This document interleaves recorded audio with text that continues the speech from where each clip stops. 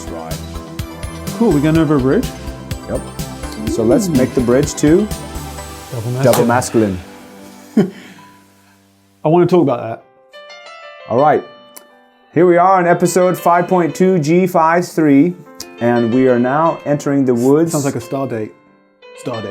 Stardate log, captain's log. We're going to cross the bridge of understanding now with my special guest. That's cool. OJ Grapes. Thank you, Dr. Rabbi Solomon. The one and only. I see you shaved your curls off. Yes, I did actually lose them in the wormhole we were just coming through. But yes. I am happy to say that we are coming through to a bridge of new understanding. And I believe you do have a topic you'd like to throw into the pot. Yes. So far we've been starting these things with a strange thing called double masculine. I just wanted to share a brief rumination on that occurred to me the other night. So this is like an origin story.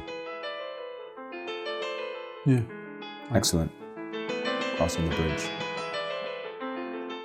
Origin story. Yeah, maybe I have to explain that later on. But my musing was that masculine and feminine, of course. Masculine is a energy, right? It's a force. It's quality. Sure. Attribute. There you go. Descriptor. All of it exists. Thank you, Doctor. Therefore, it's more qualitative. And therefore, how can you quantify it with a number? 2, double, triple, quadruple. Doesn't make sense. That just doesn't make logical sense. Masculine, period. Feminine, period. I don't want to go off there and make jokes. But to say double masculine, I get it, it's cool. Maybe I'm, breaking it down too much. What's your interpretation of that phrase based on our interactions? And then you can get into your theories. My interpretation based on interactions, why would we are both such a thing? Masculine. How many are there of us? 2. Okay. There you go. Bam. That's one perspective. Thank you, sir. And that's about it. And that's why we do this. Because, all right.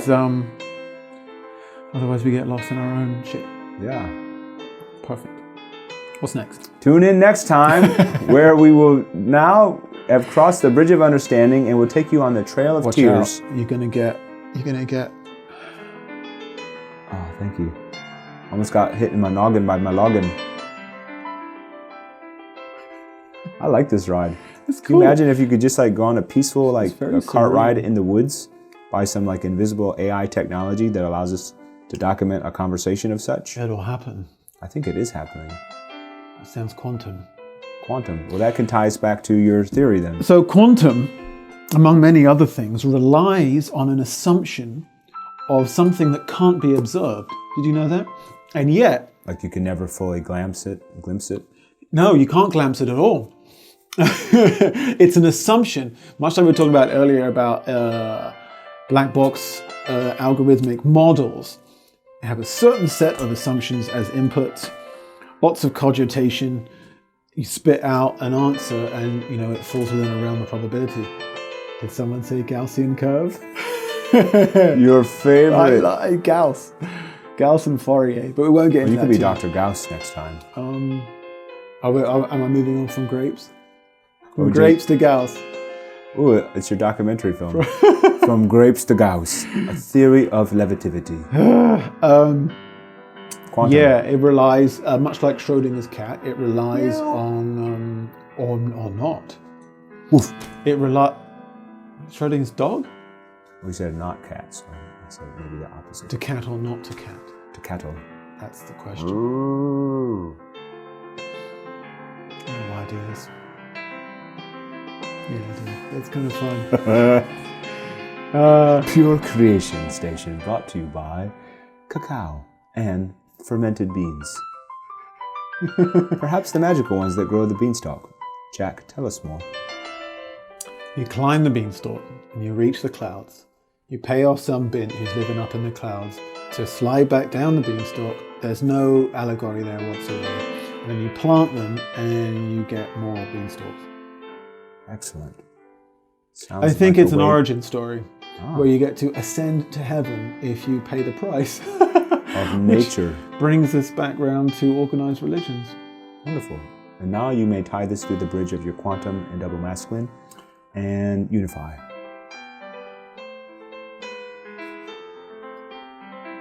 None of it really exists.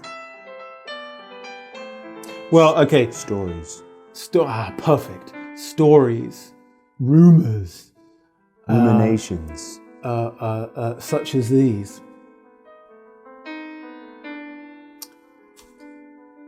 So perhaps could we conjure that all is story? If there was All. an attempt to synthesize into an objective You know, reality. I think, ultimately speaking, no one can ever know all things. It brings us back around to omniscience. If we are here in a corporeal reality, we are temporarily self-aware, and we do things while we have the chance to do it. And you can elaborate on that, saying, we've come back to this plane to fulfill past stuff. Yeah, cool. But also, in looking at it from a purely here and now, we're taking action. We don't know what is going to result from it. We can surmise, and we can Elucidate. prophesize. We can do all of the projecting. But at the end of the day, we don't know. And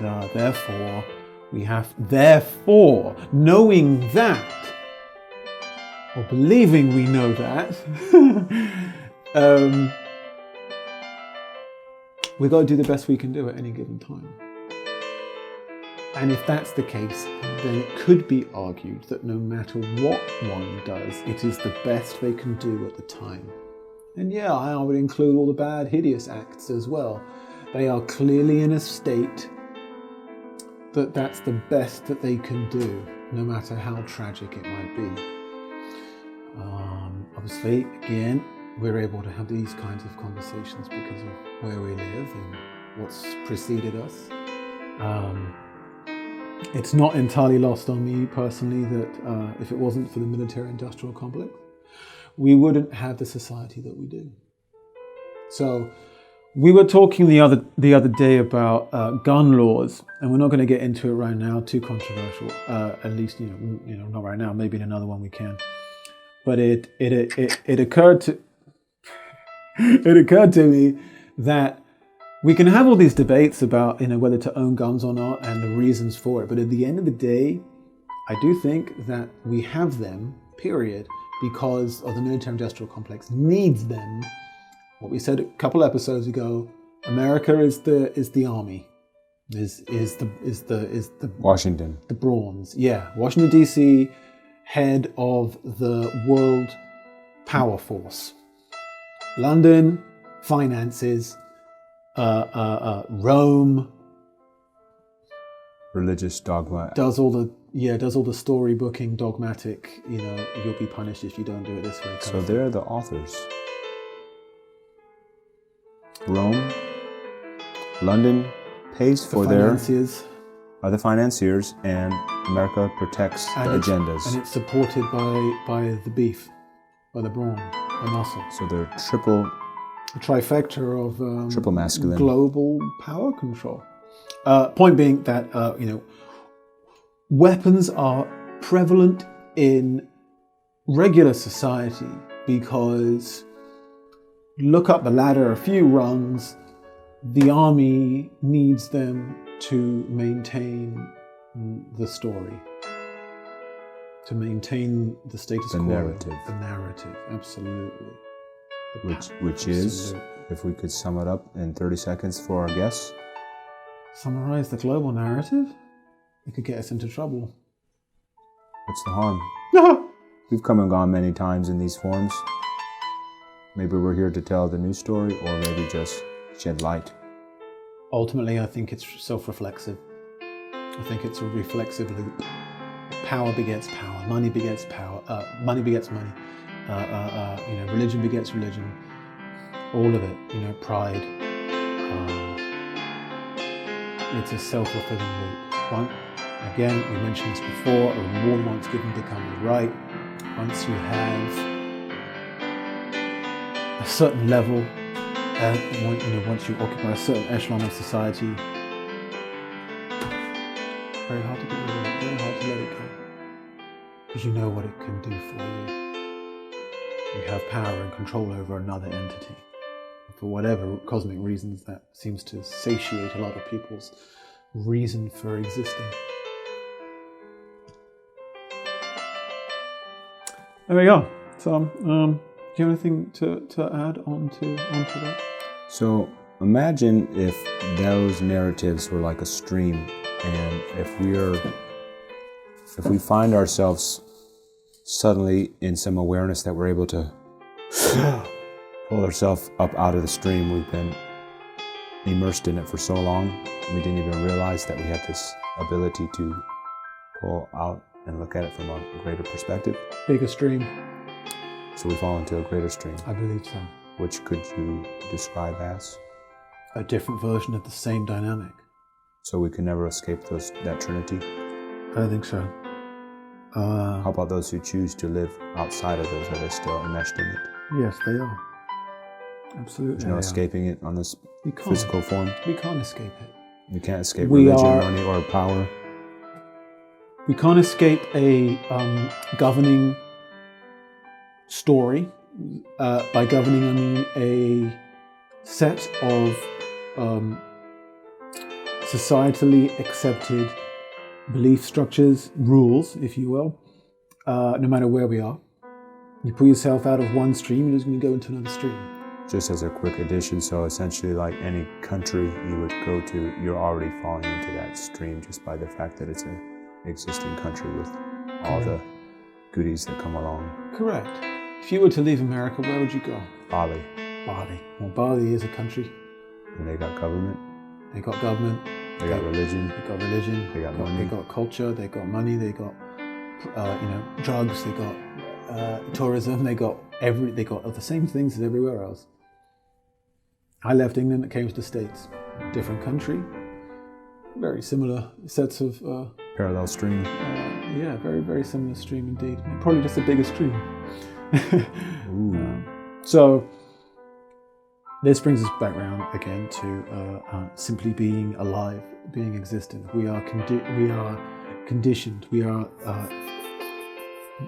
are in conditioned existence. We exist conditionally. Based upon XYZ, we take form. Based on XYZ and form, we do actions. Based on all of that, those actions have effects. Based on all of that, it goes on fractally forever. Think of Mandelbrot. Forever. So spiritual exploration. Same parallel dichotomy. Fractal, never ending. Yes. Yeah. Hence, and it's mirrored in everything. Parents, childbirth. New Another parents. clue. Story. Mirroring. We are just mirrors for the stories in our own interpretations and renditions. I would want to omit the word just. We are mirrors for these narratives. Therefore, okay. If that's the case, I would want to ask, what is the purpose? And I am curious, what is the source of that initial reflection? Where is the light emanating from that hologram? Well, the religious types would say, the theistic religious types would obviously say, God, which doesn't actually answer anything. That's a reflexive argument. What would the financiers say is the source of that light? I don't know. Just make a stab. What would be their God in the finance? Oh, well, sure, money people. Money is the God. Okay, God, money, and military? Again, it itself, I would imagine. So, preservation of identity or ego? Fighting for aliveness. Fighting to stay alive. Fighting for survival. So survival. God, money, survival. Same narrative, different synonyms. How does that give us a new worldview? How does that shift our perception of the world management team? Any new insights or elucidations? The only thing that's coming to my mind right now is that I'm looking at the Platonic solids over there. Aha. So perhaps there are even deeper reflected forms that are hiding in those three trinities. As you see, my instigation is to take us back further. Sure. For the joining loops, because sounds like a derivative exercise. We're going reverse derivative, reverse engineering the God complex. Shit. God, money, survival. What's at the heart? What's the solar beat of the cosmos? Perhaps we have to go off Earth to find the answer. And that, my friends, tune in next time when we tune into Answers of the Universe with J. Graves and Dr. Rabbi Solomon, the Honorable. They belong. Ridiculous. I need a remote control. You do.